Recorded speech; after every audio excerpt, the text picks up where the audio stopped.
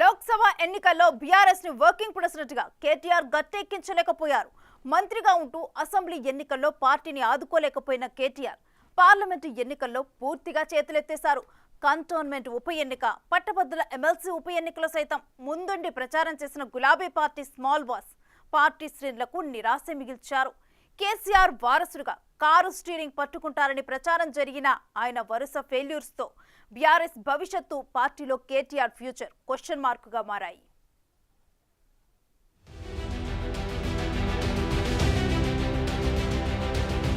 BRS future boss KTR అని పెద్ద ఎత్తున ప్రచారం జరిగింది. ట్రబుల్ షూటర్గా పేరున్న హరీష్ రావు కంటే కేటీఆర్కి అంత ప్రయారిటీ ఇచ్చారు మాజీ ముఖ్యమంత్రి కేసీఆర్. ప్రభుత్వం అధికారంలో ఉన్నప్పుడు కేటీఆర్ నెక్స్ట్ సీఎం అని నాడు మంత్రులుగా పనిచేసిన వారు, ఎమ్మెల్యేలు సైతం బహిరంగంగా ప్రకటించారు. దానికి తగ్గట్టే శాసనసభ ఎన్నికలు, పార్లమెంట్ ఎన్నికల్లో అన్నీ తానే వ్యవహరించిన కేటీఆర్ పూర్తిగా విఫలమయ్యారు. లోక్సభ ఎన్నికల్లో అయితే మరీ ఘోరంగా ఫెయిల్ అయ్యారు. 10 ఏళ్లు పవర్లో ఉన్న కారు పార్టీకి సగం ఎంపీ స్థానాల్లో డిపాజిట్లు కూడా గల్లంతయ్యాయి. దాంతో పార్టీ భవిష్యత్తు డైలమాలో పడింది. పార్లమెంట్ ఎన్నికల్లో 8 సీట్లు గెలవబోతున్నామని చెప్పిన కేటీఆర్ అన్ని నియోజకవర్గాల్లో సభలు, సమావేశాలు నిర్వహించారు. అయితే నాయకుల్ని, కార్యకర్తల్ని సమన్వయపరచలేకపోయారు.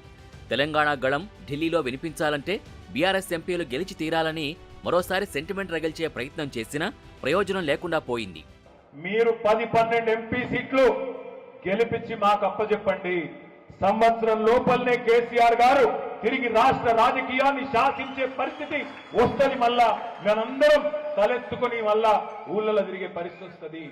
ఖమ్మం, మహబూబాబాద్ పార్లమెంట్ నియోజకవర్గాల్లో 2వ స్థానం దక్కడమే కారు పార్టీకి దక్కిన గౌరవం. 7 స్థానాల్లో 3వ స్థానానికి పరిమితమై ఇంకో 7 చోట్ల డిపాజిట్లు కూడా దక్కించుకోలేకపోయింది.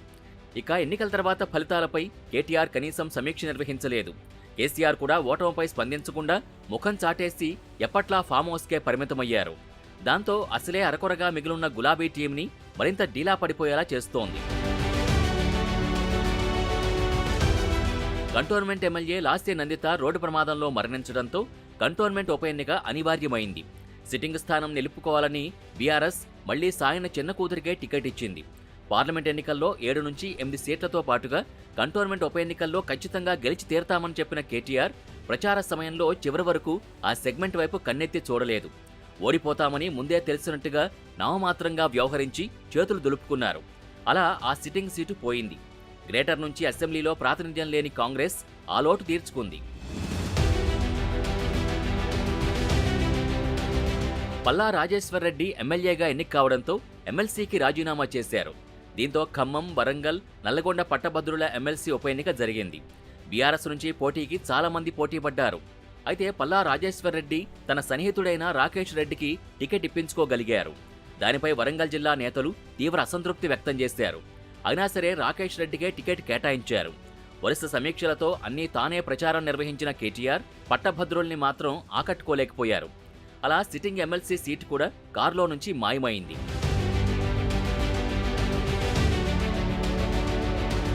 అసెంబ్లీ ఎన్నికల ఫలితాలతో బెక్కచచ్చిపోయింది బీఆర్ఎస్.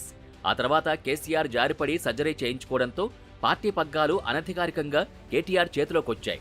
వర్కింగ్ ప్రెసిడెంట్గా మొదటి పరీక్షలోనే 0 మార్కులు పడ్డాయి చిన్న బాస్కి. వరుస ఓటములకు కేటీఆర్ బాధ్యత వహించాలని వర్కింగ్ ప్రెసిడెంట్ పోస్టులో ఇక చాలే తప్పుకోమంటూ సోషల్ మీడియాలో ట్రోలింగ్ మొదలుపెట్టాయి గులాబీ శ్రేణులు.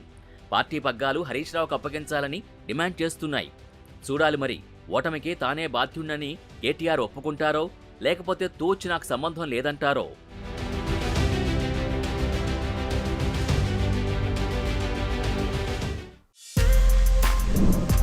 For more videos like this, subscribe Big TV channel.